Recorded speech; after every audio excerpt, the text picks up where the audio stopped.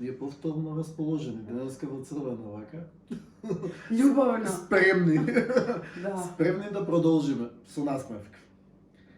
Вели, насмевка, таа е клуч кој се вклопува во сечие срце. Ентони Данџело. Фаза 8. Лични приказни, средношколските активности. Сцена 34. Дојде време за првиот избор. При запишувањето во средно училиште, брат ми се подбиваше со мене. Сега ќе ти ги однесам документите во средното медицинско училиште. Ти нема ниту да знаеш дали е тоа правното училиште или пак не е, се смееше. Потекнат беше од моите, кои одамна имаа желба да носам бел мантел. А интересно беше тоа што не забележуваа дека јас не уживам многу кога има крв околу мене, а дури 2-3 пати сосем неочекувано имав и паднато во несвест. Среќен сум што уште од тогаш се водев од моите желби. Не беа само мои желби, туку бев и доволно самосвесен за работите во кои сум подобар, а во кои не сум. Например, од подамна знаев дека говорењето ми е предност. Внатрешното чувство на праведност ми беше звезда воделка за да го изберам она што навистина сакав да го учам. Уписот се одвиваше кон крајот на јуни. Заедно со брат ми се качивме во автобусот број 31 и тргнавме кон средното економско правно училиште во Кисела Вода. Многумина го знаеа како Борис, од старото име Борис Кидрич. А тоа всушност се вика Средно економско правно училиште на град Скопје, Васил Антевски Дрен. Во самиот двор наидовме на огромна редица луѓе, родители и деца. Додека ја пополнувавме пријавата заедно со брат ми кажаа дека уште од сега мора да се напише во која паралелка сакам да бидам. Француска или германска? Мојот избор веднаш беше француската паралелка. Уште од чичко и на маќеја ми кој живееше во Марсеј, а не посети само еден ден во моите детски години, ми остана Франција при срце. И поради моето специфично Р, знаев дека францускиот јазик веднаш ќе ми се залепи за срце. Бев среќен дека ќе се запишувам. Брат ми чекаше повеќе во редот за да ги предаде документите. Тој беше најмлад таму. Бројна колона од родители и само по некој дете овде онде се врткаше. Помина и тој ден. По некој период ме известија дека сум примен и дека ќе бидам во паралелката прва 13. Славната 13-ка. Ете ја 13-ката како мој важен број и повторпат во книгава. Беше таа присутна и на други места. Важно е дека средното образование ми донесе уште повеќе успех, уште повеќе незаборавни мигови. Кога се запишав, бев многу низок по раст. Во текот на првите неколку часови во септември, голем број од моите соученици мислеле дека сум братучет на некој од учениците, а не дека сум нивен врсник и соученик. Тоа го дознав подоцна, откако се запознавме подобро. Но како и да е, почетокот го најавуваше интересното патување што следи. Смести се удобно и врзи го појасот, каде и да ја читаш книгава. Сцена 35. За поминатите 4 години во средното образование, најпознат заштитен знак ми остана фразата «Читам мисли». Таа настана сосема спонтано. Обично, другарите ми префрлуваа дека учам многу, дека само тоа го правам и ништо друго, а јас ќе им одговорев. Учам доволно, не премногу.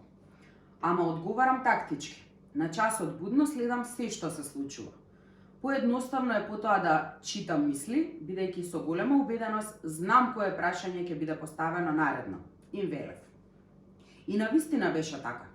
Додека учевме нови лекции во првото тримесечие или пак веднаш по завршена писмена работа, ќе се јавев доброволно да одговарам на дел од материјалот. Вообичаено, професорите во тие почетни часови повикуваа доброволци за да се повтори наглас материјалот и на тој начин да не остане подолго во сеќавање. Најголем дел од средношколските денови бевме дури 40 ученици во класот, а во еден момент и 42. Токму поради тоа, кога наближуваше времето за оценување, ги испрашуваа тие што никогаш не одговарале во тоа 3 месечие. Само ако останеше време, ги испрашуваа тие што веќе имаат оценка и биле доброволци во изминатиот период. Најчесто не остануваше време. Па наместо да имаат петка на одговорени 2-3 лекции, многумина одговараа за 2-3 на целиот материјал. Далеко од тоа дека и јас не го знаев целиот материјал, дека и јас, да, не го знаев, го знаеш или не го знаеш? Далеко од тоа дека не го знае. Добро. Значи го знае. А, го знаеш, добро, го знаев. Го знаев, но немав никаков притисок, добро, а тоа беше леснувачки. И додека испрашуваа професорите некого од соучениците, постојано будно следев зашто во тие мигови се појавуваа под прашањата. А професорите знаат да ценат одговор на логично прашање за кое не е точно наведено од А до Ш во учебникот, туку бара само логичко поврзување на повеќе лекции. Во тие моменти, пред да одговорам на спонтано поставените прашања, ќе се почешав по косата на задниот дел од главата кај виталот. Еден од соучениците, го викавме Шмеки, кога ќе ме видеше дека го правам тоа, ќе дофрлеше гласно. Еве го, сега го рестартира компјутерот и ќе се растури. И ќе растури. По тој коментар сите соученици се смееа од срце. Така тоа мое читам мисли се покажа во милион ситуации како проверена алатка. Може би некому ќе му изгледа чудно, ама токму таа способност за забележување и детално анализирање која ја надградував постојано, ми овозможи да го добијам првиот француски љубовен бакнеж. Гледаш дека не било џабе црвеното?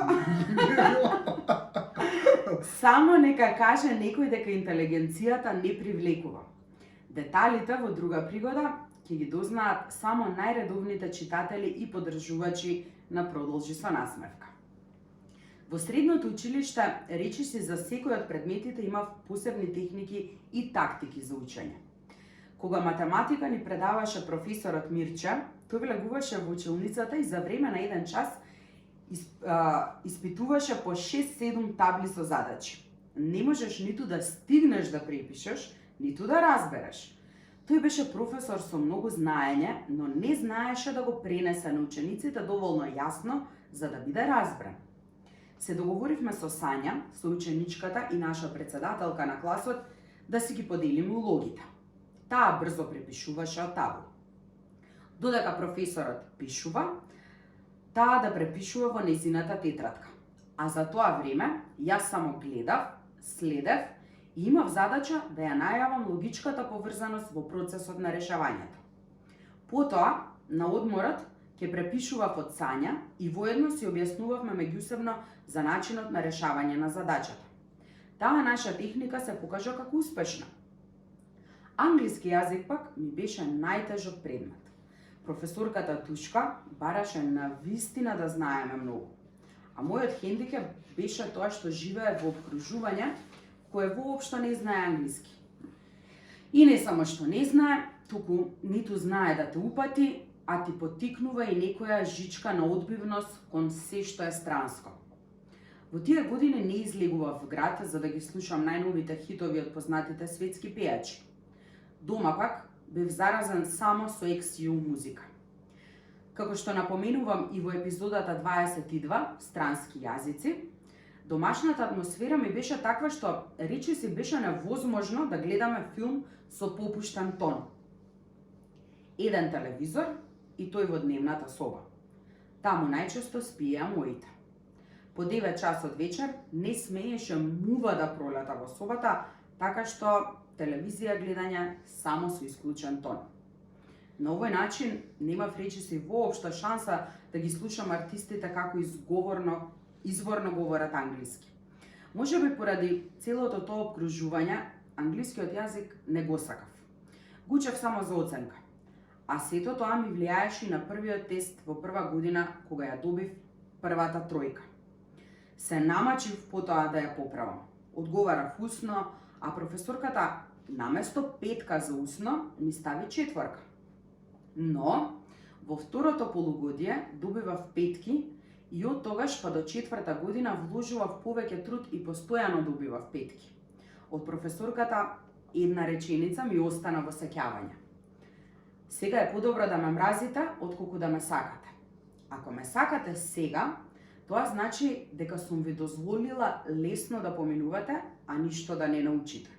А јас нема да дозволам ништо да не научите, особено знаејќи дека иднината ќе ви биде речиси незамислива без убаво познавање на англискиот јазик. Ни велеше таа и на вистина беше во право. Од часовите по македонски јазик еве две ситуации кои беа посебни. Во прва година ни предаваше професорката Кристина. Сосема случајно, на првите часови таа разбра дека пишувам стихотворби и ме замоли следниот час да ја донесам тетрадката и да им прочитам на соучениците. Го направив тоа, но имав премногу срам додека читав, затоа што една од нив беше љубовна и се викаше Сини очи. Се сеќавам дека сите соученички кои имаа сини очи дојдаа на одмора да прашаат дали поезијата им била посветена токму ним. На тие мои 15 години, се уште на почетокот на учебната година, не ги познавав толку добро соученичките, па само се вцрвував и тивко, кратко велев не. Наскоро, наставничката почна да користи породилно отсуство, а како нејзина замена дојде професорот Владо. Висок човек со дебел глас и добра душа. Ме обожаваше. Во периодите кога обработувавме лектири, еднаш ми забрани да дискутирам цел час. Рече: овој пат ќе дискутираме за реализмот наспроти романтизмот. Секој од вас има време од 5 минути да размисли кој правец ќе го застапува, ќе кренете рака да ве запишам и потоа ќе дискутираме цел час. Мирослав, ти седни во последната клупа и овој час нема да дискутираш, туку само ќе слушаш. Се имаш ти изнадебатирано за цела година. Сакам да ги слушнам и другите, за да им ставам соодветна оценка, ми рече. Во текот на целиот час имаше многу квалитетна дискусија и изнесени ставови од моите другари. Сите имаа убави аргументи за реализмот, но и за романтизмот. Откако се исцрпи дискусијата, на 5 минути пред крајот на часот, се сложија сите да го слушнат и мојот став, моето мислење. Професорот ме ограничи да одговарам само со 2 реченици. И одговорив: многу повеќе уживам во книгите напишани во реализмот, но како правец повеќе го поддржувам романтизмот. Да не постоеле револуционерни правци, како што бил романтизмот, до ден денес ќе сме живееле во некое општествено уредување од средниот век, без да имаме можност да ги користиме придобивките од демократијата. Неочекувано, неколку секунди, настана тишина. Потоа професорот кажа: ова беше доволно како за крај, за заокружување на оваа плодна дискусија. Сите аплаудираа со насмевки на лицата. Бевме пресрекни. Речиси по истекот на породилното отсуство, повторно се врати да ни предава професорката Кристина. Се сретнавме пред канцеларијата и ја поздравив: здраво, професорке. Таа ме погледна, ми возврати, но се чинеше како да не ме препозна. Сепак не бев сигурен. Малку подоцна во денот дојде да го одржиме првиот час од како се врати. Почна да комуницира со сите поединечно за многу теми од материјалот, чисто за да види колку сме научиле во меѓувреме. Во еден момент погледот ти застана на мене. Наеднаш кажа: Мирослав, па не ми се верува, не те препознав предпладнево пред канцеларијата. Виде се колку си пораснал за оваа година и пол. Се насмевна, а по неа и целиот клас. Во право беше. Малку подоцна ме фати пубертетот за разлика од моите врсници. Во текот на летото, меѓу втора и трета година средно, наеднаш се извишив. Се изненадив и самиот, зашто додека бев во основно училиште, знаев да се пошегувам со тогашниот соученик Даре и да му речам: ќе си останеме јас и ти најмали. Од тогаш, кога и да ме видеше, ме подсетуваше на таа моја реченица и самиот ќе се пошегуваше како сега јас сум израснал, а само тој останал најнизок од сите. Не можевме да знаеме, ама моето извишување на вистина ги изненади многумина што ме познаваа. Од часот по француски јазик за време на средното образование, кој одвај чекав да дојде, 2 години можат да бидат опишани само во 2-3 реченици. Спаѓа во онаа група ученици од класот кои не учеле француски во основното училиште. Бев во групата дебитанти. На еден од првите часови, додека одговарав, професорката беше двојно импресионирана, токму поради тоа што првпат се сретнувам со изучување на јазикот. и од тогаш никогаш повеќе не ме испраша. Вокабуларот по француски многу полесно го помнев од оној по англиски јазик. Но професорката беше пред пензија. На незините часови секогаш се креваше голема бучава. Еднаш требаше да правиме писмена работа и таа не се појави. Следниот час земавме нова лекција без таа да спомене нешто зошто не правиме писмена работа. На прв поглед сите се израдувавме, но сето тоа изгледаше помалку и демотивирачки. Не научи воопшто граматика, а со текот на времето, бидејќи не го употребував никаде јазикот, значително го сиромашив и вокабуларот. Една од најинтересните случаи за мене беше дел од часот по психологија. Тој предмет го имавме во 3-та година. Ни зададе професорката задачи по групи, дома на Хамер, да направиме кратка презентација за тоа што е страф. Ја подготвувавме презентацијата кај Елена, дома. Случајно за време на подготовката видов дека има пиштол. Тоа всушност беше запалка, но од надвор изгледаше како вистински пиштол. Ми дојде идеја и веднаш ја реков: ајде да го земеме овој лажен пиштол. Ќе го ставиме во црно кесе и на часот додека презентираме ќе направиме мини театарска представа за да почувствуваат на самото место што значи страф. Таа ме погледна малку чудно и исплашено. Во еден момент се согласи, но имаше голема доза на скептицизам. Ми рече: Мичо, да не си направиме проблеми, ќе не пријави професорката кај директорот. Некако ја убедив барем да ја земе запалката, но насетував дека нема да се придржува до она што го договоривме. Утре дента го донесе таа лажниот пиштол во црно кеса, но ми рече дека сепак нема да може да ме дружи во представата што ја смисливме самите. Во ред, реков. Дај ми го само кесето. Ке стои напред пред мене додека презентираме. Ти не грижи се за ништо. Така и направивме. Беше тоа прв час, а ние прва смена. Многу од соучениците се уште беа сонливи. Професорката не повика први да презентираме. Елена го носеше Хамерот кон таблата, а јас црното кесе. Надвор времето беше врнежливо, а во училницата многу тивко. Кога излеговме, пред нашите соученици забележавме дека на многумина уште им се затвораат очите, не се расонети. Приспивна атмосфера. Професорката ни даде знак дека може да почнеме. Почнав прв, додека Елена го закачи Хамерот на таблата, за да може сите да го видат. Имавме направено интересни цртежи, но сепак не доволно возбудливи, за да ги разбудиме целосно другарите и другарките од класот. Ја кажав дефиницијата и неколку реченици плюс за стравот. Во еден момент, почнав да го отварам црното кесе со зборовите. Сите ние луѓето имаме страф од различни работи. Например, некои се плашат од височини, други пак од темница, а трети се плашат од пиштоли. Во тој момент веќе го извадив пиштолот запалка надвор од кесето и го репетирав. Одеднаш на сите им се ококорија очите. Се разбудија целосно во дел од секундата. Не им се веруваше што гледаат. Почнаа да се буткаат еден со друг и малку пројавија знаци на страф. Бев во недоумица. Настана мешаница. А да, беа, добро. Ти не беше? Не беше интересно. Добро. Во таа ситуација професорката фатена како во небрано, со малку растреперен глас ми се обрати.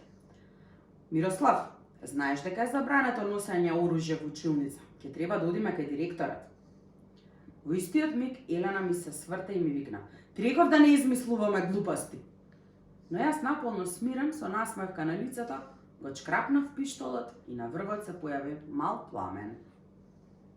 Не плашете се, ова не е вистински пиштол, туку само запалка. Еве, ќе ја ставам повторно во кесето. Целта ни беше изворно и практично да ви го пренесеме чувството на страф, наместо теоретски да ви кажуваме дефиниции. Сега, откако го постигнавме ефектот, може да ни поставувате прашања, реков смирено. Се разбира, за таа наша презентација добивме 5 и јас и Елена. А практичната случка остана да се раскажува уште некое време. Тешко е да се сумираат настаните од тие тинејџерски средношколски денови. Едно е сигурно. Сите тие не научија по некоја нова лекција во животот. Со нив прераснуваме од деца во адолесценти. А јас сум им благодарен на сите професори и професорки, а особено оние од кои сум научил многу работи и кои ми биле ментори. Ке пројавуваат тие низ моите книги. Тие ми се се уште едни од животните ментори. Сцена 36. Бев втора година кога ме викна професорката Радмила и ми рече: Мирослав, ќе се одржува еден семинар во Крушево за време на зимскиот распуст. Темата е родова еднаквост. Имав задача да предложам по еден ученик од секој клас. Од вашата 13-ка те предложив тебе. Да не се грижиш, платено ќе ви биде се. Во ред, ви благодарам професорке. Сепак да пренесам дома, па ќе ви кажам за сигурно. За тие 5-6 дена, таму ќе ми треба и джепарлак. Да прашам дали ќе ми дозволат моите. Срамежливо и соопштив. Таа малку се зачуди како тоа би можело да е проблем, но потоа се согласи да ја потврдам со сигурност за 2-3 дена. За неја може би беше чудно, но мене во главата ми звонеа зборовите на татко ми, кажани јавно на една родителска средба на која присуствуваа сите родители заедно со децата. Не се проблем само парите што треба да бидат дадени за самата екскурзија. На децата треба да им се обезбедат и дополнителни пари за джепарлак. Така што не е цената 300 денари за еднодневна екскурзија кога што сакате да прикажете. Туку ќе биде многу поскапо. Го кажуваше тоа додека бев прва година, а јас пропаѓав со главата в земја. Не беше воопшто сеедно. Си веле во себе: зошто сите мора да знаат дека моите во животот не даваат пари за екскурзии? Не дека немале 300 денари и уште толку за джепарлак. Едноставно тие пари се планирани за нешто друго, приоритетно, според моите родители. Може би за една вреќа цемент, а не за моје рашетување, како што знае и самите да искоментираат. Тие реченици ми стоја во главата и поради тој реков на професорката дека сепак најнапред ќе прашам дома, па ќе потврдам за 2-3 дена. А таа уште еднаш ми посочи: многу е важно да одиш на вакви семинари, постојано да се надградуваш. Ти си капацитет и заслужуваш да ги шириш видиците. Не стегај се поради тоа што твоите немаат финансии за вакви ангажмани. Ке најдеме начин, ти само изрази желба и продолжи да се трудиш. Од оваа перспектива, колку само сум и неизмерно благодарен на професорката за тој мал притисок што го направи врз мене. Сетувкав некое време како да соопштам дома. Некако кажав и успеав да ги убедам да ме пуштат. Главниот аргумент беше дека ниту еднаш никаде не сум бил на зимски распуст. Како што знаеш со патнику, ниту в село не ме пуштаа да одам сам поради снежните невремиња. А еве сега имам шанса да одам некаде. И тоа ми е важно за училиштето. Сега ќе одам со мои соученици, а кажав дека ќе оди со нас и Љупка, другарката од малото. Мислам дека тоа беше пресудното. Ќе оди уште некој што тие го знаат. Ќе можат меѓусебно да испитаат што се случувало. Зборот семинар за моите беше шпанско село, па со тој аргумент немаше ниту теоретски, ниту пак практични шанси да ги убедам за да ме пуштат да одам. Но ете, на крајот се најде таа нишка преку која барем малку успеав да се изборам за одењето. Имав само 300 денари за джепарлак. Тоа требаше да ми биде доволно за целиот семинар од 5-6 дена. И се адаптирав. Потрошив помалку од таа сума, ама затоа тој прв семинар ми понуди незаборавно искуство.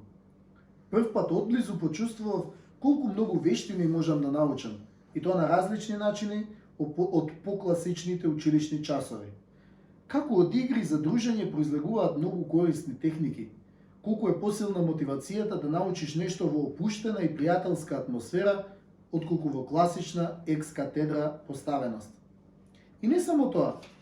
Си реков, овој вид семинари ми се можност и за олабавување, за уживање и лудување со врсниците, со некои со кои сме на исто интелектуално ниво. нема можност за екскурзии, ниту за класични одмори, како што имаат врсниците, па тогаш овие семинари ќе ми бидат минимум 3 во 1. А во тие години, со такво домашно обкружување, не можев ниту да предпоставам колку баш таквите семинари и дополнителни вонучилишни активности ќе ми бидат одскочна штица за напредок во кариерата. Меѓу другото, и за таа причинско-последична врска ќе се најде соодветно место во втората книга. Сцена 37. Во посебно сеќавање ми е надпреварот од трета година кој гласеше: знаејќи повеќе за Европската Унија, знаеме повеќе за Македонија. Организиран од Европското движење Македонија. Во првиот круг, сите што бевме втора, трета и четврта година, правевме писмен тест со повеќе прашања. Првите четворица кои имавме најмногу освоени бодови, бевме избрани за представници на нашето училиште. Тоа бевме Светле, двете Кристини и јас. Се подготвувавме од 2 книги во временски период од 2-3 седмици. Следната фаза беше меѓуучилишен надпревар на градско ниво. Се одржа една од саботите во нашето средно училиште. Нашиот тим го освои првото место. Така се квалификувавме за државниот надпревар. Иако голем дел од моите соученици најавија дека ќе дојдат да не поддржат во публиката, сепак не дојде ниту еден. Класната раководителка Виолета беше разочарана од таа постапка и јавно ги искара на првиот нареден час. Сите ветија дека следниот пат на државно ниво ќе дојдат да ме бодрат. Во таа еуфорија за државниот надпревар се подготвувавме повторно 2-3 седмици. Го закажаа одржувањето во тогашниот Македонски народен театар, а сега театар комедија. Исто како и за другите тимови, така и за нашиот тим имаше назначено ментор. Нашата менторка се појави само еднаш или 2 пати и ништо посебно не се потруди за да ни разјасни некои дилеми. Неколку дена пред надпреварот, некако спонтано и неформално, ни спомна дека се ширели информации од и тимот од Битола ќе победи, па ние да не се разочаруваме што и да се случи. Таа информација малку не сепна, но сепак верувавме дека тоа е само шпекулација. Решивме уште подобро да се подготвиме и да растуриме најдобро што можеме. Дента на одржувањето на надпреварот имавме голема поддршка од целото наше училиште. Дојдоа голем број професори и ученици од училиштето. Најбројни и најгласни беа соучениците од мојот клас. Носеа и транспаренти со себе. Навистина беа верни поддржувачи во текот на целиот надпревар, додека нашиот тим ги одговараше прашањата под светлата од театарските рефлектори.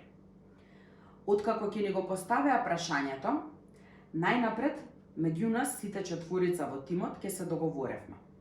Најчесто одлучувавме јас да бидам представникот кој ќе го одговори и објасни прашањето подетално. Тој начин ни носеше успех во првите кругови. Со текот на времето, како што одминуваа се повеќе прашања, 2 од вкупно 5 тима заостануваа со поени и го завршија пред време надпреварот. Останавме да се надпреваруваме ние, тимот од Битола и тимот од Тетово, трите тима кои досега ги одговоривме точно сите прашања. Во еден од круговите и тимот од Тетово погрешно го одговори прашањето. Истиот круг продолжи со прашање до нас. Го прочитаа прашањето и веднаш се искоординиравме. Се договоривме во тој круг нашата другарка Кристина да го даде одговорот. Таа навистина темелно го одговори прашањето.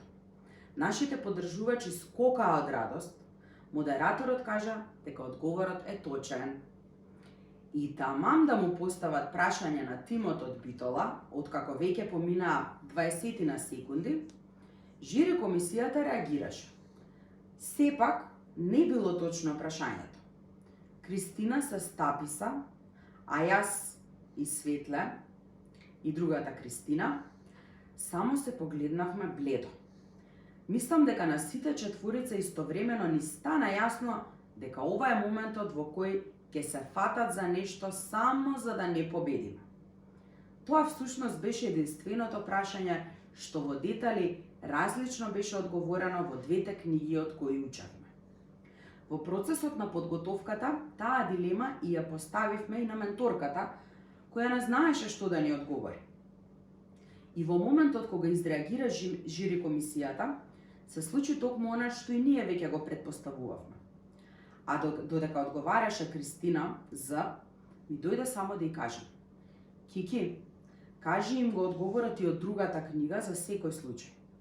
Но ми остана само во мислите, ми се закочи некаде во грлото и за жал не го споделив, за да се заштитиме дополнително.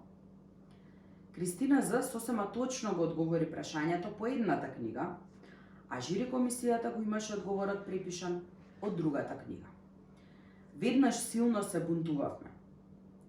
Им ја дадоа книгата од која ние го одговоривме прашањето, за да видат дека не сме кажале ништо различно од таму наведеното. Но залудно. Беа решени дека нема да не го признаат одговорот. Нашата менторка не изреагира, не презаде ништо посебно, не мрдна ниту со прст. Со интересни очи ја гледав откако само 2-3 години подоцна стана препознаена политичарка и јавна личност. А во тие моменти, за време на надпреварот, од нервоза се вцрвив, во очите ми навираа солзи. И овде ли ќе треба борба за остварување на природна праведност? Си реков со нервоза во душата. Кристина З се разочара и рече: не можам веќе да одговорам на прашањата, превземете вие, сподели со нас видно изнервирана. Продолжив да ги одговарам прашањата по направените меѓусебни координации за секое прашање. Но овој пат ги одговарав одсечно, кратко, само по една реченица. Во знак на револт за онаа неправда што ни ја направија. Одвај чекав да завршат со прашањата. По неколку круга сгреши уште еднаш тимот од Тетова и се знаеше конечниот исход од надпреварот. Тимот од Битола прво, ние второ, а тимот од Тетова трето место. Целиот облеан во солзи, како стрела излетав низ вратата и си отидов директно дома. Не се поздравив буквално со никој. Не ми беше дојдено до луѓе. А и тие што беа околу мене, во тој момент ми упатија само една реченица. Ајде, не плачи сега, срамота е, ќе ти се смеат. Уште поизреволтирано тие коментари си реков: мене ќе ми се смеат бидејќи се бунтувам и плачам поради направена неправда, а ним кој ќе им се смее поради тоа што ги овистинеа шпекулациите дека е наместен надпреварот. Тој ден на своја кожа ја почувствував првата поголема шлаканица од нашево ни општество. Дотогаш бев понаивен, па не го доживував дека е такво во многу од неговите пори. Шпекулациите сепак не биле шпекулации, се реков во себе. Дома цела вечер останав наполно сам. Сакав да бидам во тишина, некое време без луѓе. Плачев, па ќе се смирев. Се чувствував изигран, демотивиран, потиштен. Имав само една желба. Ниту еден надпревар никогаш да не биде наместен. Верував дека овие надпревари ги организираат луѓе што во нивно време освојувале нечесно награди или пак воопшто не ги освојувале. Ми немаше логика некој што честно освојувал награди да им го руши сонот, трудот, мотивацијата на надпреварувачите. И тоа на амбициозни средношколци кои имаат само по 17 години. Поминаа неколку дена. Се трудев да го заборавам целиот настан. Или подобро кажано, се трудев да не ме допираат веќе тие глупости што се случија на крајот од целиот процес. Си продолжив со редовната настава. И за време на еден класен час, 2 седмици по надпреварот, Сања, како председателка на класот, излезе пред сите нас со пехар во раката и соопшти: драги мои соученици, речиси сите бевме сведоци на неправдата што се случи во финалето на надпреварот од пред неколку дена. По тој повод, сите ние собравме средства и го купивме овој пехар. Ова е заслужен подарок од сите нас за нашиот другар Мирослав Драганов. На пехарот пишува: во нашите срца секогаш ќе бидеш прво место. Од 3-13. Заврши Сања, ме погледна И во истиот момент сите громогласно аплаудираа. Се стаписав. Еден од ретките животни моменти во кој бев целосно затекнат. Изненаден и збунет. Ми се вратија чувствата од надпреварот во кој имаше горчина. Но во исто време ми надоаѓаа чувства на радост поради овој прекрасен гест на моите другари. Станав, го зедов пехарот и тивко само изустив. Ви благодарам. И седнав. И другите малку се збунија, но мене ми беа потребни минута-две за да се соземам. Воопшто не бев подготвен за ваков чин. Откако емоциите дојдоа секоја на свое место, станав повторно пред таблата и искажав длабока благодарност до сите другари од класот. Не можам тоа да го наречам говор, затоа што според моите стандарди не беше тоа. Но она вистинска и искрена благодарност им ја искажав преку лицето и преку очите во кои повторно навираа солзи. Овој пат солзи радосници кои ми ја покажуваа вредноста на пријателството. Тој нивни подарок секогаш стои на видно место во мојата соба, како што раскажувам и во епизодата 21 подарок. Загубив една награда за да добиам друга, поголема, повредна, подолгорочна. Тие солзи на краток рок ми донесоа многу искрени насмевки за воиднина. Барем општеството околу мене го направив по наша вистинска мера. Сцена 38. Особено го ценам односот на професорите во средното училиште. Навистина беше тоа една стручна екипа која имаше многу коректна соработка. Таа соработка се одвиваше пред се со квалитетните ученици, во кои, еве малку нескромно, спаѓав и јас. Откако произлегуваше и нивното залагање, оттаму произлегуваше и нивното залагање да ми овозможат и мене патување на екскурзиите, да можам и таму да бидам дел од дружбите на мојот клас. Тоа почнало што од првата класна раководителка, па продолжи и понатаму преку професорот Стеван и конечно до Виолета, која не водеше до 3 и 4 година средно. Нивното тогашно залагање има голем придонес во она што го постигнувам денес. Не можам да не бидам благодарен од срце. Во тие години ме предложија токму мене од целата генерација да бидам вклучен во средношколска размена со Соединетите Американски држави. За време на летото требаше да дојде дете од збратимено училиште во САД, кој би било мој гостин околу 1 месец. Размената значеше дека потоа треба јас да одам таму. Иако бев предложен, сепак морав да одбијам. Главно беа две причини во прашање. Едната причина беше што не се чувствував доволно сигурен да зборувам англиски јазик постојано 24 часа во толку долг период. Другата причина беше состојбата во мојот дом. И тоа и од финансиски аспект, но и од аспект на капацитет за разбирање на целата ситуација од страна на моите и приспособување кон неа. Па така таа шанса ја искористи друг врсник, а мојата шанса за одење во САД останува да се случи во иднина. Се уште не сум искористил ниту една досега, но никогаш не е доцна. Нашиот клас имаше интересен состав.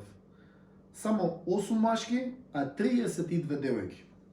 По 4 партнерки имаме за секој од нас за матурата. Се шегувавме често. Од машкото друштво, силна екипа бевме тројката. Павле или Пајо, Иван и јас.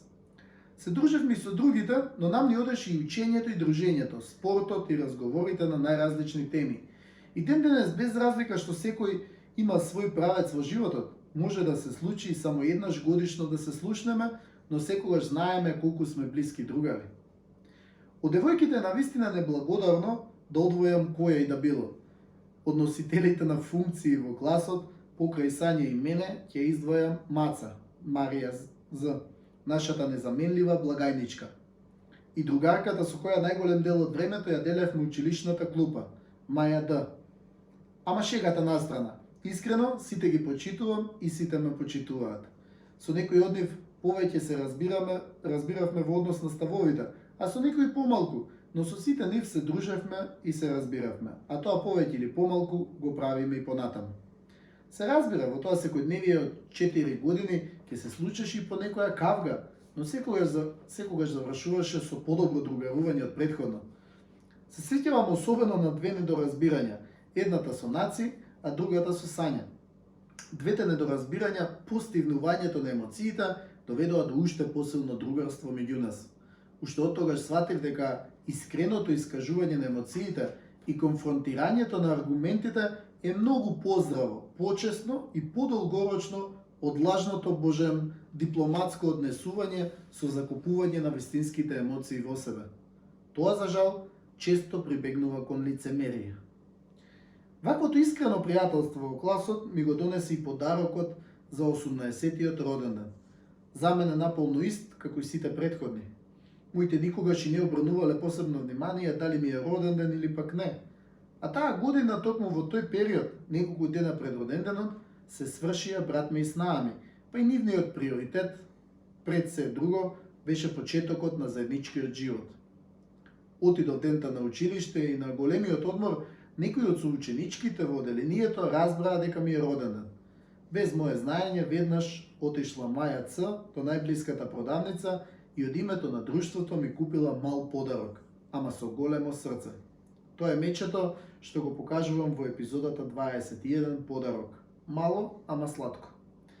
Во таа 4-та година, последно од моето образование, бев активен во еден куп училишни активности. Го презентиравме училиштето на образовно рандеву, на штандови организирани при разни образовни манифестации, изработувавме рекламни материјали. При крајот на годината се приклучив во училишниот ракометен тим.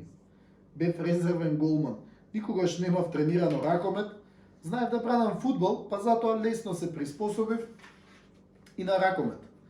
Сепак, таму бев повеќе како поддршка за тимот. Првиот голман, Иван, имаше професионално искуство и навистина тимот беше компактен. На надпреварот за квалификации на спортската гимназијада на државно ниво го победивме тимот од средното физкултурно училиште. Бев дел од резервниот тим, а главен водач на тимот беше Стојанче Стојлов. Во тоа време тој беше еден од највисоките во нашата генерација. Со пуштена коса, со висок тон во гласот, силен ракометарски удар и одличен организатор на играта. Тоа беше Столе Стојлов на своји 18 години. Токму поради овие негови карактеристики играше најчесто среден бек, а понекогаш и лев бек. Едноставно во нашиот училишен тим немавме негова замена за таа позиција. Сите знаевме дека тој мора да игра за да се избориме за добар резултат. Со таков ентузијазам отидовме во Штип. Таму се играа надпреварите на државно ниво. Првиот надпревар го започнавме одлично, но на неколку секунди пред крајот на полувремето, Иван, при една одбрана, ја истегна задната ложа на ногата. Не ми се веруваше како тоа се случи. Целиот тим се подпираше главно на професионалното искуство на Столе и на Иван. Тие беа најдобрите поединци. Лекарот го прегледа Иван и констатира дека нема да може да продолжи. Тренерот Владко, кој беше еден од нашите професори по физичко воспитание, ми рече: "Влегувај во игра, ти си на потек." Имав трема. Прв надпревар од ваков ранг, на кој влегувам и тоа наполно непланирано. Го облеков брзо заштитникот. Додека влегував на теренот, се препотував. Игравме против домакините од Штип. Салата беше преполна. Тие имаа право да изведат слободен удар и потоа да заминеме сите на пауза меѓу двете полувремиња. Слободниот удар не донесе ништо ново. Вистинското докажување следуваше во второто полувреме. Првите неколку удари кои ми беа упатени кон голот, не успеав да ги одбранам. При сите тие удари ја зафаќав топката со прстите, но не доволно за да ја избијам надвор од голот, туку само во мрежата. Тоа ми беше останат рецидив од бранењето во фудбал, каде што топката е многу поголема и голмански најчесто се избива настрана. По неколку минути судиите досудија пенал за спротивната екипа. 1-1 со нивниот најдобар ракометар. Вистински момент за вклучување на моето читам мисли и примена на мудра техника. И успеав. Го одбранив тој пенал. Тоа ми ја даде потребната мотивација. Бранев одлично во продолжението на надпреварот, а и нашиот тим беше се поефикасен. Победивме со над 5 гола разлика. Среќата беше неизмерна. Тој ден на трибините беше и директорот на нашето средно училиште. Но утредента игравме против тимот од Струга. Добро ги има анализирано нашите слабости од претходниот меч. Најмногу преку контранапади и особено со удари на крилните напаѓачи, буквално го полнеа без прекин мојот гол. Кога заврши надпреварот, некој од соиграчите во нервоза ми пререче нешто. Столе Иван, како големи професионалци, рекоа: "Дечки, не викајте му на Мичо.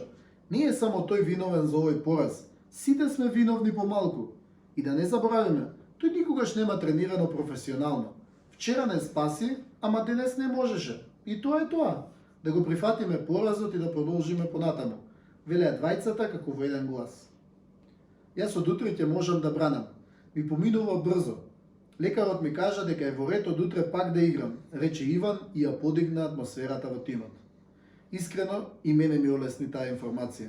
На следните надпревари продолжив да бидам поддршка од клупата. На крајот успеавме да освоиме медал. Трето место на таа гимназијада на државно ниво. Бевме горди на целиот труд и успех. Кога се вративме во Скопје, имавме само уште неколку денови за да завршиме во средното образование. Потоа следуваше матурска забава. Во тој период професорите одлучуваа кој ќе биде приматот, кој ќе го земе приматот првенец на генерацијата. Наскоро директорот Небојша ме повика во неговата канцеларија и радосно ми соопшти: "Целиот колегиум реши тебе да ти го доделиме признанието првенец на генерацијата. Сите бевме сложни во една работа, која и ти треба да ја знаеш. Има твои врсници кои навистина се одлични, паметни и вредни, но ти си универзалец. Поради тоа ја заслужуваш целосно." И силно ми ја стегна раката со неговата. Зар можеше да има поубав шлак на тортата, наречена средно образование? Средношколскиот дух ни стихови. Одлучно, стапка по стапка. Годиниве бурни и драги вечно оставаат траги. Дали до крвта разгорена или до сласта пламната. Тука се кршат правците идни, може би утре ќе бидеме видни. Тинејџерски сказни и басни, предизвици нови, идеи гласни. Јас повеќе сакам овде да седам, отколку некаде фрустрации да гледам. Како излез одам на избран, се заштитив барем малку мислам. И допрва прозорци ќе има, душава реши за неа да нема зима. Само нагоре, што повисоко, секогаш подалеку, можам и пошироко. Одлучно, стапка по стапка, ќе донесе успех секоја капка. Со труд и јасна желба, со голема визија, со искрена верба. Можевме ли поинаку? Тинејџерскиот срам ми беше премногу изразен. Зависеше од многу животни моменти, но факт е дека немаше да бидат толку страшни последиците како што самиот си ги замислува во главата. Одредени исмевања со учениците немаше никогаш да ги направат кон мене, поради тоа што знаеа дека мојата семејна положба не зависи од мене, туку така ми е дадена. Во тој период да бев поблизок со татко ми и во главата да не ми одзвонуваа постојано пререкувањата на маќеја ми, најверојатно ќе сме избегнале многу непријатни ситуации. Но и од ваквите случаи се созрева. Тогашната неможност за излегување в град и за дружба со моите врсници ми ограничуваше одредени прилики. Сепак, дел од нив успеав да ги надоместам за време на одморите меѓу часови. Моите ме учеа на честност. Поради тоа, првата шлаканица од општеството ме болеше многу силно.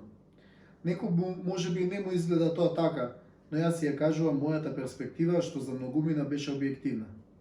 Секое застанување на зборовите в грло знаело да ме чини многу.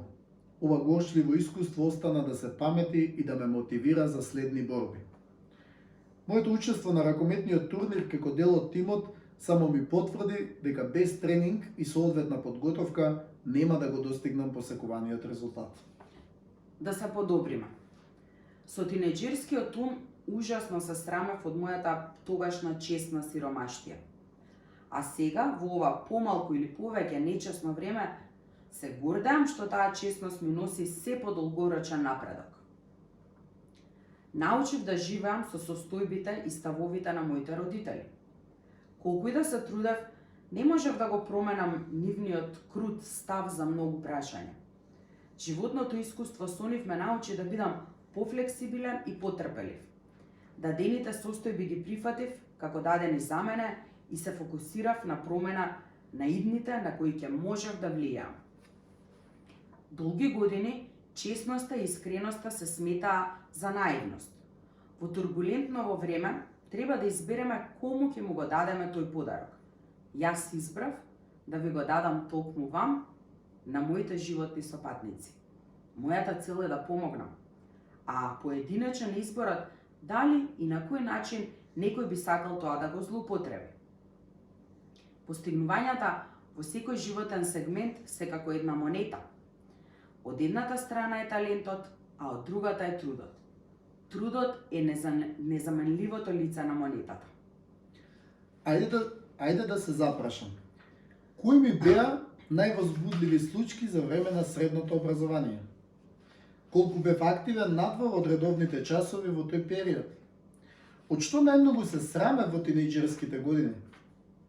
Кои се трите најважни карактеристики кои ги поседуваше професорот или пак професорката, од кои најмногу научив и е мој или моја менторка од тој период? Кои се трите техники кои за прв пат ги совладав во средно образование, а и денес ги поседувам како мои вештини? Време за одговор. Да, а ние е време да продолжиме.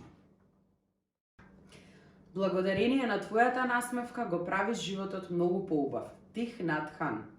Фаза 9. Лични приказни. Колку варијации има моето име? Не знам дали имаш и ти вакви ситуации со името, ама моево низ годиниве доживува рекордни креативности. Нивниот развој можам да го прераскажам дури и хронолошки. Сцена 39. Како дете, додека живеев в село, пред да тргнам на училиште, сите околу мене ме викаа Мико. Најмногу сум го слушал гласот на стрина ми да го изговара.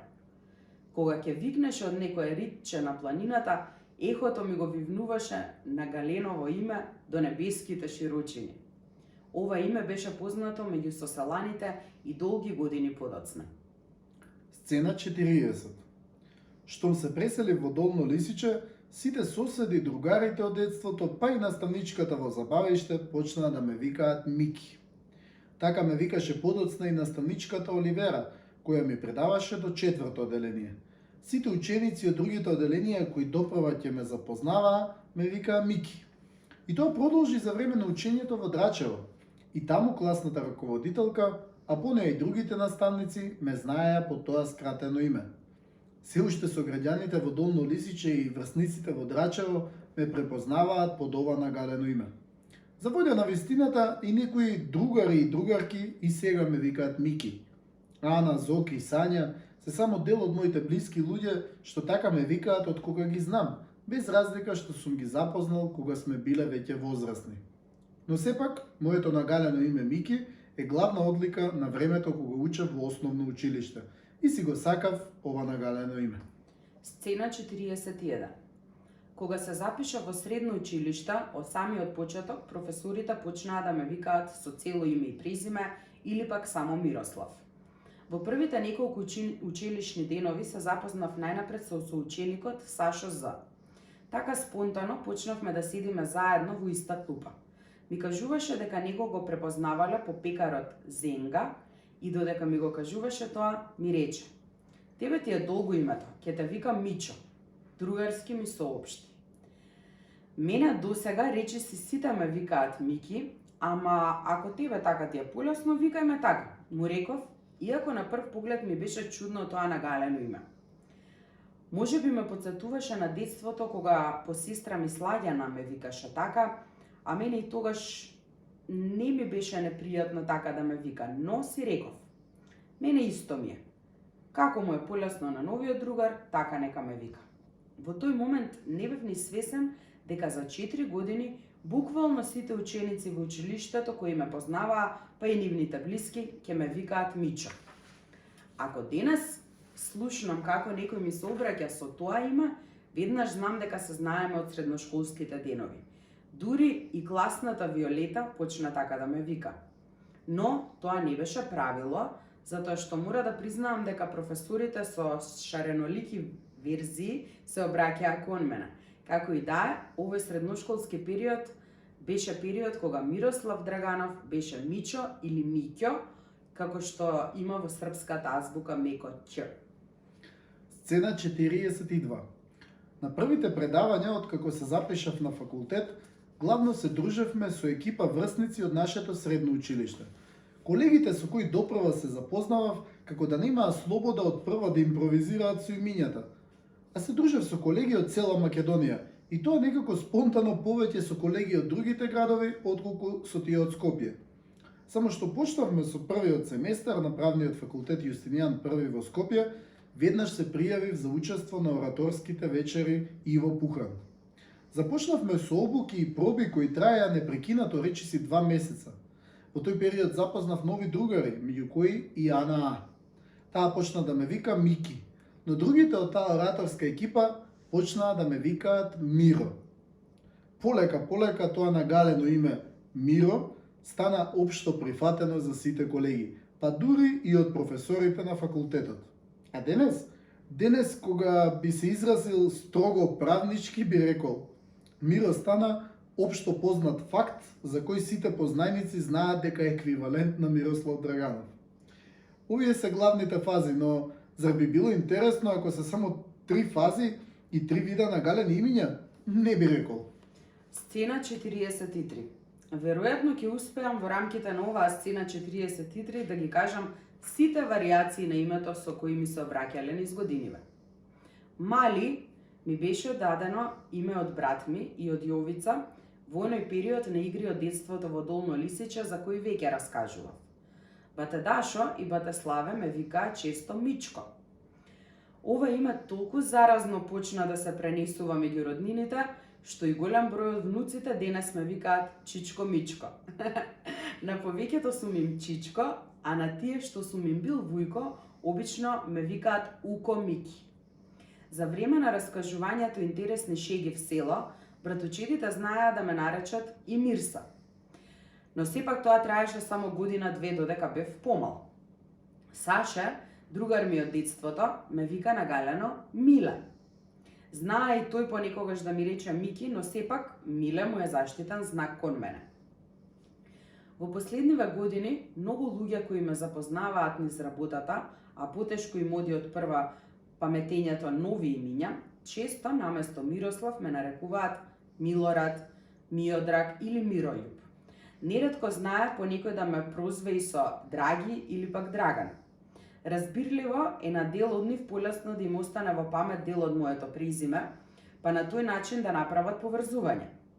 На овие неколку именувања најголеми сведоци се моите колешки од канцеларија на кои секојдневно некој ќе им измами насмевки со тоа што ќе им го сгреши името, презимето или пак двете. Се случувало тоа и по 3 пати само во текот на еден ден. За моето презиме пак, многу често, уште професорите во средно училиште правеа грешни асоциации, па знаеа да ми именуваат со Драгоманов, Дрангов или Дангов. За волја на вистината, има врсник од другиот клас кој се презиваше Дангов, па многу деца разбирливо беше некогаш да се помешаат во однос на моето презиме. Но тука не завршува листата. За време на првата година од средношколските денови, еден професор ме именуваше погрешно со Томислав. Реков: професоре, јас сум Мирослав. Сигурно е во 4-та година тој Томислав, рече професорот и се насмевна. Потоа свативме дека таа реченица многу често ја користи. Секако, сето тоа беше ненамерно, а знаеше да предизвика убава насмевка кај нас сите. Додека работев в банка, еден од најпочитуваните колеги ме викаше Славе. Така ми се чини ме имаше прозивано и некој друг уште од подамна.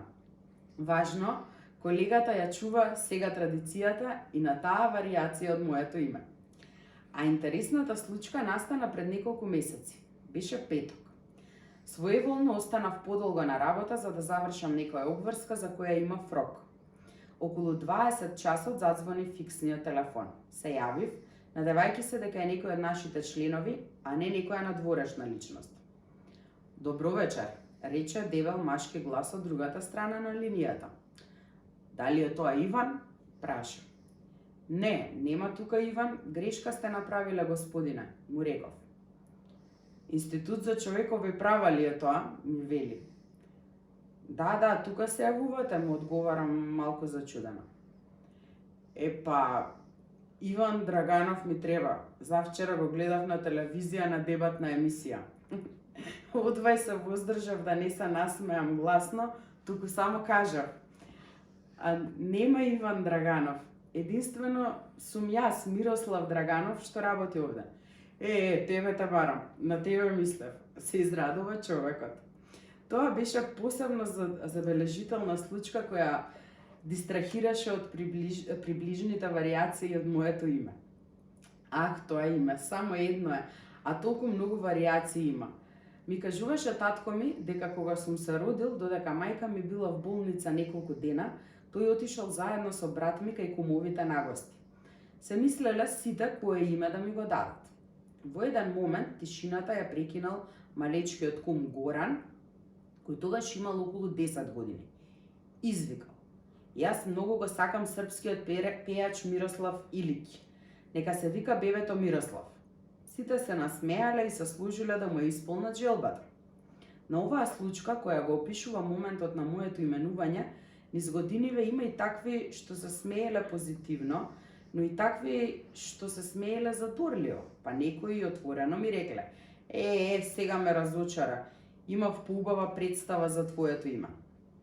На ваквите коментари обично велам: како може јас да те разочарам за нешто што се случило во моментот кога сум се родил? Ниту некој мене ме прашал, ниту пак сум имал свест за тоа. Овие сцени се вистински, некој од нив некому ќе му се допаднат, а некому не. И од оваа сцена знам дека некој ќе научи нешто. По најмала рака, идните родители, кумовите и кој да дава име на мало бебе. Поради тоа, нека ги има коментарите од сите видови. Луѓето со различни вкусови, важно и оваа сцена е вистината и со насмевка ја раскажувам како таква. А варијациите на моето име имаат очигледно отворена листа за ширење во иднина. Никогаш не се знае. Креативноста нема граници. И еве, некако сум во дилема дали и Комшо може да се вброи во оваа листа? Сцена 44. А што означува името Мирослав? Од она што сум го читал во православните календари, но и на други места, моето име е составено од два збора. Во некои варијанти тие два збора се придавки, а во други се именки. Придавките се мирен и славен. Именките пак се со слично значење – мир и слава. Не знам дали одговорам на описот од овие придавки и именки, тоа би можеле да го кажат другите, но со сигурност одговорам на описот на Мирослав Драганов. Интересно беше што речиси 20-на година многумина ми велеа: твоето е српско име. Но кога отидов на Европскиот форум Албах во Австрија во 2009 година, голем број од учесниците викаа: еве го дечкото со руско име.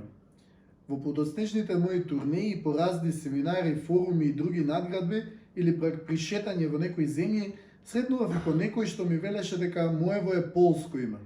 Така што веројатно најблискиот одговор е дека е христијанско православно име. Ама како и да е, тоа мене нема да ми смени ништо посебно во животот, туку можеби ќе инспирира некого за пронаоѓање на некоја друга блиска варијација. Што велиш, сопатнико? Разиграните варијации ни стихови. Која е која? Зар би се лутал? Сигурно не. Нервоза или смеа да бирам можам, ма дај го поубавово за мојава кожа. Спецификациите се предност моја.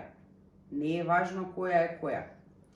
И ки имав ли приказни безброј реплики од различен крој, лековерно да посакувам живот нов, кога е прекрасно да сум Мирослав Драганов. Спецификите се предност моја. Не е важно која е која. Можевме ли поинаку? Зар требаше да се лутам на секое погрешно изговарање на моето име? Не. Тоа нема никаков позитивен ефект, освен создавање нервоза. Да бидеме подобри. Обраќањето на другите или ќе го прифатиме со негодување, или пак со искрена насмевка. Постојано го избирам второво. Креативноста во имињата непрекинато ми раѓа уникатни приказни. Душава е среќна кога разиграно е бранувана. Ајде да се запрашам. Според моето сеќавање, со кое име најпрво ми се обраќаат членовите на потесното семејство? Која беше мојата прва реакција кон некој што ќе ми се обрати со именување кое не ми е омилено? Дали ми е полесно да се обратам некому со целосно име или пак да му се обратам со нагалено име? Кое природно прво ми доаѓа на ум? Колку варијации има моето име? Кое значење се крие зад моето име?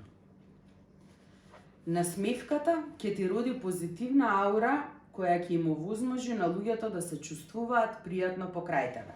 Лес Браун. Фаза 10. Лични приказни, ораторството од почетоците. За оваа тема, мојава прва книга сепак е сеопшта. Оваа страст, пасија, е нераскинлив дел од мојата автобиографска мотивација.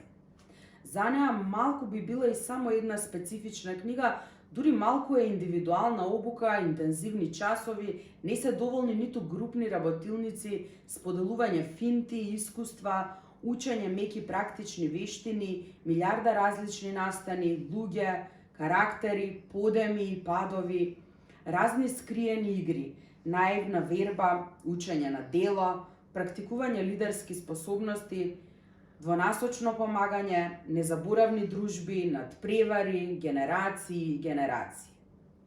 Има силна ораторска суштина втисната како со печат на кожава. Таа е минато, сегашност и иднина. Формата може да се менува, но таа трајно останува. Ораторството ми е страст што освојува. Сцена Јас или ти? Ајде. Фала ти. Ќе одморам. Сцена 45. Големината на брат ми од секогаш била во тоа што бил секогаш тука, непосредно да ги вреднува моите лични достигнувања. Преку ораторството со мене, тој имаше тајна и силна нишка уште од самите почетоци. Бев втора година средно, кога разбрав дека дошле студенти од правниот факултет и заедно со професорката Анета решија да не обучуваат. Првите проби ги одржувавме во библиотеката на училиштето. Се собравме околу 10 ученици од различни класови и училишни генерации. Говорницата од биткана со црвена боја ја поместивме кон центарот на библиотеката. Првиот говор, што го подготвував тие денови, се викаше "Спортот е половина здравје". За знаците на првата трема, која ми се појави во тие моменти, раскажувам во епизодата 8, Пасија. Но како што се појави, така со вежбање ја надминував. Ја совладав лесно, затоа што имав силна желба да настапувам. Мојата желба беше посилна од кое и да е количество трема што може да се појави. Поминаа брзо деновите на подготовка и настапивме. Надпревар меѓу сите што се пријавивме. Публиката го исполни целиот хол од училиштето. За жал, тогаш немаше камера која би овозможила снимка од тој надпревар. Само неколку минути пред да настапиме, во просторијата се појави брат ми, дошол да ме изненади и да ми даде поддршка. Многу пријатно се израдував на таа негова постапка. Ждрепката покажа дека ќе настапувам трет по ред. Интересно е тоа што бев многу низок по раст, а Иван, кој беше пред мене, беше многу висок. Поради тоа моравме да смислиме нешто за да не ја поместуваме говорницата. Имаше купче од неколку дебели книги кои го ставивме во внатрешноста на говорницата. Откако завршија високите говорници, се приближував, публиката даваше аплауз за поддршка и во еден момент од 10 секунди ме снема. Се скрив од очите на публиката. Во тие секунди ги извадив книгите нанадвор и се качив врзнив. Сега конечно може да опфатам со поглед целата публика.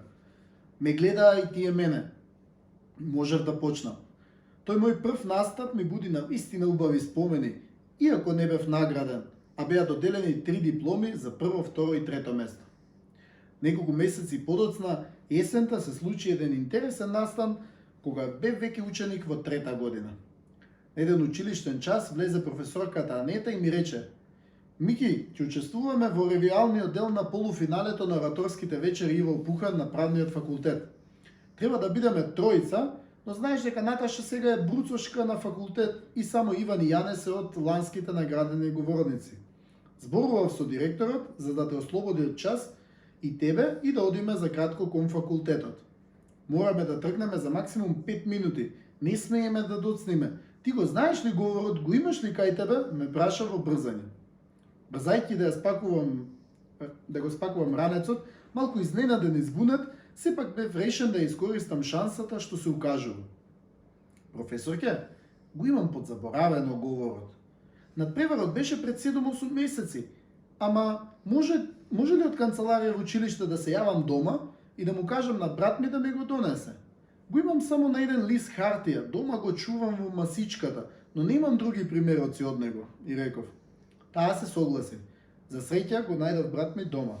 Бараше кај мене во масичката и по кратко време го најде говорот. Тогаш ќе се најдеме на факултет. Ќе дојдам со југото и ќе ти го донесам таму, ми каже. Тргнавме со професорката, а мене малку ме фати паник. Не сум бил досега на факултет, какво ли е тоа место? Се прашува во себе. Се надавам, ќе стигне бате Игор, оди целосно сум го заборавил говорот. Не ми текнува ниту на воведниот дел како што треба. Стигнавме и ние и тој речи си истовремено. Ми го предаде говорот, се израдував. За кратко време влеговме во свечениот амфитеатар 1 на факултетот. Таму се одржуваше полуфиналето. Беа пријавени околу 40 кандидати. Ми олесни. Си помислив дека тамамо имам време за да го научам говорот. И навистина така испадна.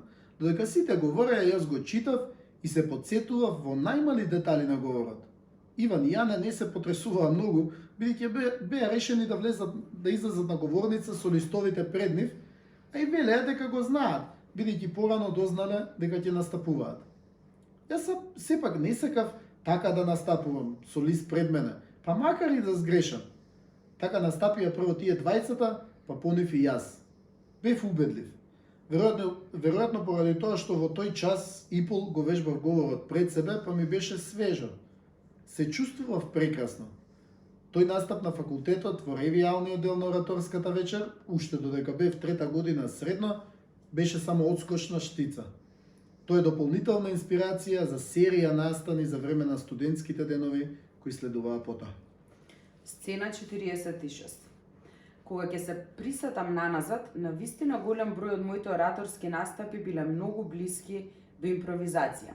Или, поточно кажано, конечните говори сум ги подготвувал најчесто во текот на последните денови пред настапот и тоа секој пат од различни причини. Така беше и при првите подготовки и настапот во 2006 година, кога бев бруцаш. Во текот на подготовките подготвував мој собствен говор. Само 2-3 дена пред генералната проба за полуфиналната вечер, актерот Бранко Ѓурчев, кој беше еден од обучувачите во тоа време, ми рече: "Знаеш, има премногу говори во оваа категорија, собствени говори. И тоа има доста добри говори, а твојот во оваа форма во која досега си го подготвил не е доволно добар", ми кажа добронамерно како од пушка. Малку бев стаписан. Таков коментар од кој да е од обучувачите очекував да ми биде даден многу порано. Многу сакав да настапам. Спасе, тогашниот председател на клубот на ораторите, ја забележа мојата силна желба и предложи: "А зошто Миро да не го земе адвокатскиот говор? И така му е прва година на ораторската вечер, па не може да очекуваме дека сега во ова кратко време ќе напише друг собствен говор кој би бил на ниво на кое што сака и може", кажа пред сите.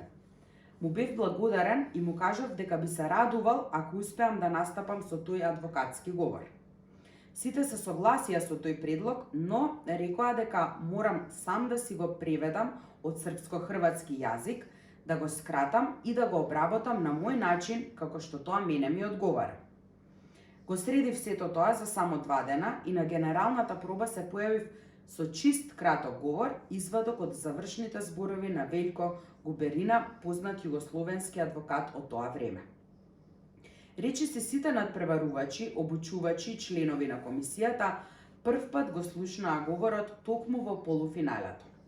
Професорите беа позитивно изненадени и од настапот, но и од начинот на кој сум успеал правничкиот речник да го доближам до широка маса луѓе. Следуваше уште една генерална проба и финалниот настап. Последната вечер пред финалето, професорката Поленак ми рече: "Утре ти дотирај се во костум со врска да бидеш вистински адвокат на говорница." И реков: "Договорено, професорка", силно подголтнувајќи со грлото. Не сакав да изреагирам пред неа, но немав ниту костум, ниту нешто слично. Му кажав на брат ми, а тој ми рече да побарам од Гоце на Чичко Ванчо, нашите кухни пријатели. Гоце навистина имаше комплетен костум. Ми го даде веднаш да го облечам. Го зедов дома, немав друг избор. Кога го облеков, сватив дека ми е неколку броја поголем. Но што да правам сега, си помислив. Немам опција за купување нов костум, ниту пак пари. Поминаа подготовките. Ждрепката сакаше јас да ја отворам 10-та ораторска вечер Иво Пухан. Настапив прв, бев супер и си излегов да се дружам со другите оратори. На крајот доделуваа награди. Мене ме прочитаа прв како добитник на посебна специјална награда од покровителот на ораторските вечери. Наградата беше во вредност од 300 евра. Бев чудовитен. Таа бројка во тој период за мене беше огромна. Само за неколку минути ми стигна порака со честитки и желби за понатамошни успеси. Пораката беше од брат ми. Тој беше на работа на Танушевци тие 3 дена, секој ден по 24 часа. Такви им беа смените. По неколку дена се договорив со татко ми и брат ми и тие да додадат уште малку пари и да си купам компјутер. Добив желба да го купам, бидејќи ми беше многу потребен за студентските обврски. Така и се случи. Тоа е мојата прва парична награда на кој да е надпревар. Сватив дека кога настапуваш од срце, останатото само ќе си дојде. Сцена 47. Веднаш по настапот на ораторската вечер следеа низа активности со клубот на оратори, што во тој период се реактивираше. Почнавме да држиме доброволни обуки во средните училишта. Ние, активните членови, самите си плаќавме билети за автобус за да одиме во некои од средните училишта на град Скопје. Им организиравме обуки, а потоа и учество на надпревари. Првата година одевме по тим од тројца оратори обучувачи. Се комбиниравме помлади со поискусни. Првото училиште во кое бевме со мојот тим беше Средно економско училиште на град Скопје Арсени Јовков. Другиот тим одеше во Средното економско правно училиште на град Скопје Васил Антевски Дрен. Следната година ги проширивме обуките и во Средното медицинско училиште Панче Караѓозов. А веќе третата година држевме обуки во 10 училишта на град Скопје. Голем дел од тогаш наградените средношколци, кога денес ќе ги видам како имаат редовни постигнувања во она што го работат, навистина ми го исполнуваат срцето. Ете тоа вреди. Секогаш знаењето и вештините значат и се мотив плюс, особено ако некому ги пренесувате како од ментор на ученик. Сцена 48. Се уште бев прва година на факултет, а веќе со ораторството се случуваа интересни настани. Во мај 2007 година имавме некој мал состанок во клубот на ораторите. Вратата се отвори и влезе професорката Поленак. "Оратори мои, како сте ми? Утре треба да настапувате на Универзитетот на Југоисточна Европа, Штоловиот универзитет, во Тетово. Настапете сите петмина и растурете ги таму. И онака веќе имате говори. А ти ќе смислиш нешто свое брзински", се насмевна, тапкајќи ме по рамо. Зар ни остануваше нешто друго? Тоа беше само почеток на една кратка авантура.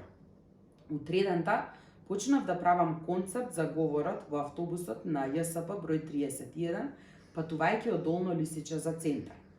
Требаше да не земат со автобус и да одиме на надпреварот. По долго чекање дојде автобусот. Беше пон со студенти до последно место. Се сеќавам дека сите имаа облечено црвени мајци од фон универзитетот. Како цела навивачка група да беа, навистина одлична поддршка за нивните представници. Сепак рекоа дека за нас нема место во автобусот, бидејќи никој не им кажал. Се буневме, бидејќи моравме да одиме во Тетово за да настапиме, но никому не му беше гајле. Видно изреволтирани, сите викавме сред пат. Иван нервозно предложи: "Сакате ли да одиме со мојата кола? Таман сме 5 души. Мора да настапиме, не може вака да не зафркаваат", викаше. Без трошка дилема, сите едногласно рековме: "Да, ајде, одиме веднаш." Во автомобилот, додека патувавме за Тетова, го допишував говорот. Кога стигнавме, ми беше веќе финализиран, стокмен по мој вкус. Чекајќи ги и другите да настапат, го научив цел. Настапивме сите 5 мина целосно последни, ама нашите настапи вредаа за сите претходни. Не дека сум пристрасен, туку пренесувам нешто што беше впечаток на целата публика. Полн амфитеатар и за тоа сите отворено коментираа. Мене како најмлад ме поставија прв да настапувам. Не беше тоа критериумот, ама си направивме ние екипен план за да може многу јасно да им укажеме за лошата организација на надпреварот. Организаторите мораа да направат своевидна креативност, некој компромис, за да може да има наградени од сите категории. Повеќето само читаа текстови и по 15 минути не беа оратори. Нашата колешка и другарка Наташа Д доби награда. Сите свативме дека всушност на крајот ние се надпреварувавме самите меѓу себе. И поради тоа ни беше ептен кејф заната.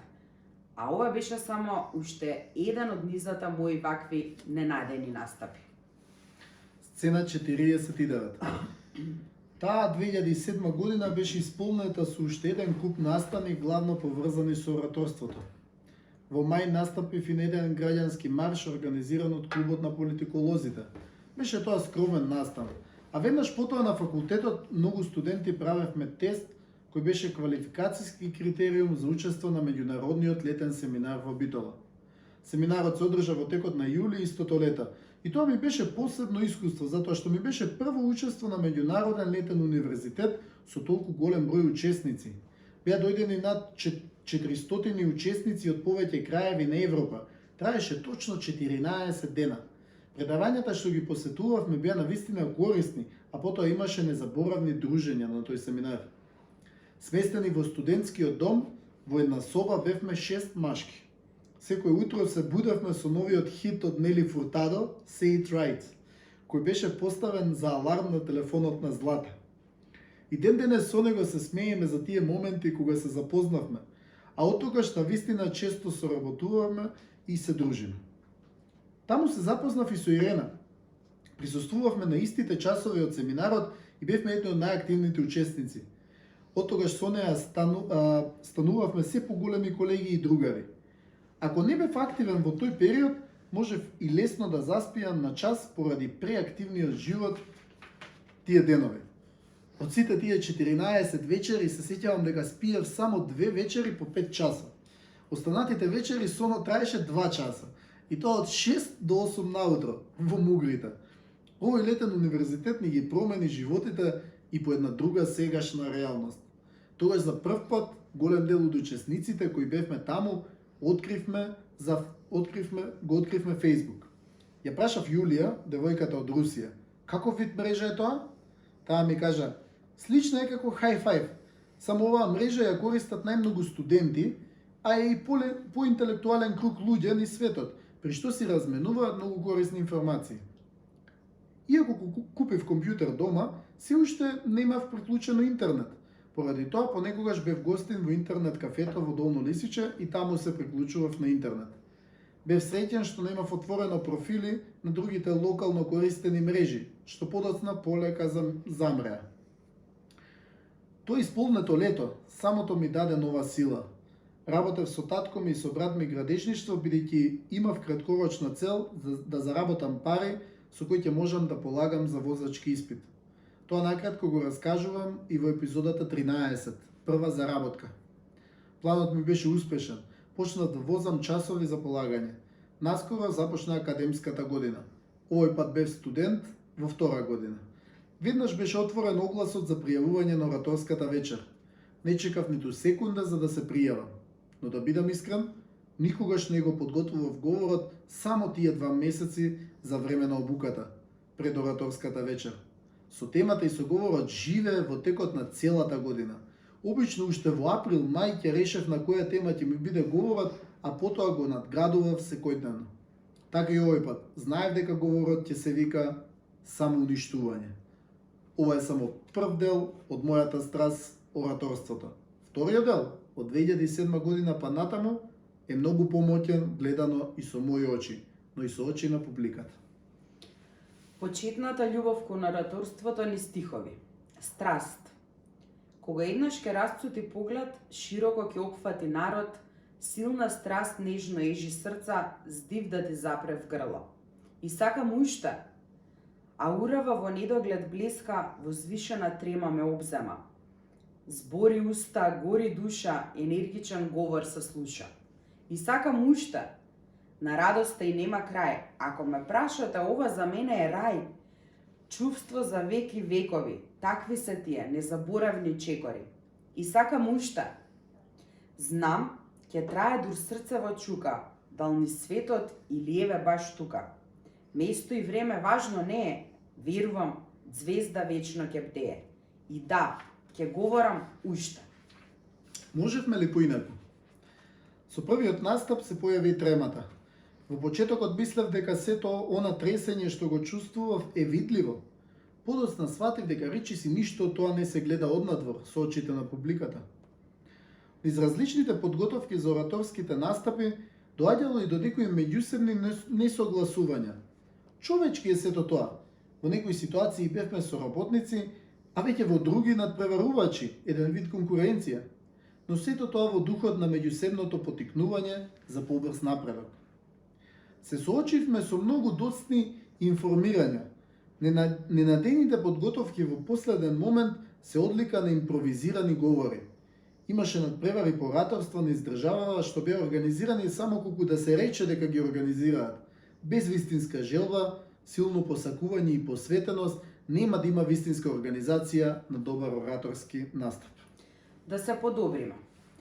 Кога ќе почувствуваме трема, да се подсетиме дека се додека не го поминеме мостот од несигурности, нема да можеме ниту да започнеме со откривање на своите можности. А ако имаме вистинска желба да ги откриеме можностите, таа желба ќе ги победи несигурностите.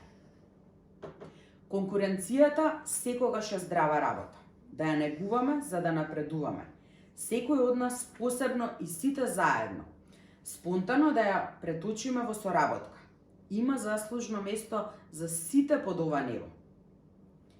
Ако никогаш не фатат воган, ако никогаш не фрлат воган, ќе дозволиме ли да се испечеме живи во него или пак со сета сила ќе се вивнеме кон небото? Сигурен сум дека ќе направиме се за да го избегнеме или изгаснеме пожарот.